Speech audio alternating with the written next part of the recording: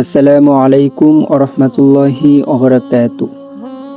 প্রিয় ভাই ও বোনেরা, এই পৃথিবীতে এমন একজন মানুষ আছেন যিনি নিজের সুখের কথা আগে আপনার সুখের কথা ভাবেন। আপনি অসুস্থ হলে তিনি ঘুমাতে পারেন না, আপনি কষ্টে থাকলে তার চোখে অশ্রু নেমে আসে। আসলে তিনি হলেন আপনার মা। আমরা বড় হওয়ার পর অনেক সময় মায়ের সঙ্গে কথা বলার সময় পাই না। কাজ, পড়াশোনা বা ব্যস্ততার অজুহাতে তাকে অপেক্ষা করিয়ে রাখি। অথচ এক সময় এই মানুষটি আমাদের জন্য রাতের পর রাত জেগে থেকেছেন। আল্লাহ তাআলা কুরআনের পিতামাতার প্রতি সত্য ব্যবহার করার নির্দেশ দিয়েছেন। তিনি আমাদের শিখিয়েছেন তাদের সঙ্গে নম্রভাবে কথা বলতে এবং তাদের জন্য দোয়া করতে। রাসূলুল্লাহ সাল্লাল্লাহু আলাইহি ওয়াসাল্লাম বলেছেন, জান্নাত মায়ের পদ তলে। এই বাণীটি প্রসিদ্ধ এবং সনদ নিয়ে আলেমদের মধ্যে আলোচনা রয়েছে। আর সহিহ হাদিসের মায়ের মর্যাদা 3 বার উল্লেখ করে তার অধিকারকে সর্বোচ্চ গুরুত্ব দেওয়া হয়েছে।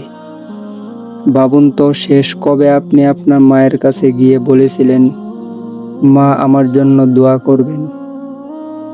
অনেক সময় মানুষ মনে করেন সফলতার রহস্য শুধু পরিশ্রমে, কিন্তু একজন মুমিন জানেন পরিশ্রমের পাশাপাশি আল্লাহর রহমতের প্রয়োজন।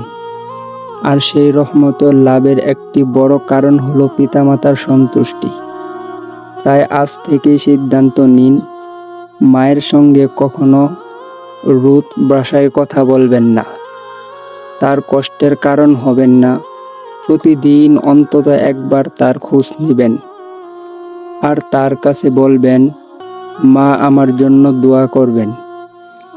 হয়তো সেই আন্তরিক দোয়ায় বরকতে আল্লাহ আপনার জীবনে এমন কল্যাণ দান করবেন যা আপনি কল্পনাও করেননি। আসুন আমরা সবাই নিজের মায়ের কদর করি, তার সেবা করি এবং আল্লাহর কাছে দোয়া করি, হে আল্লাহ, আমাদের পিতামাতাকে ক্ষমা করুন, তাদের প্রতি রহম করুন,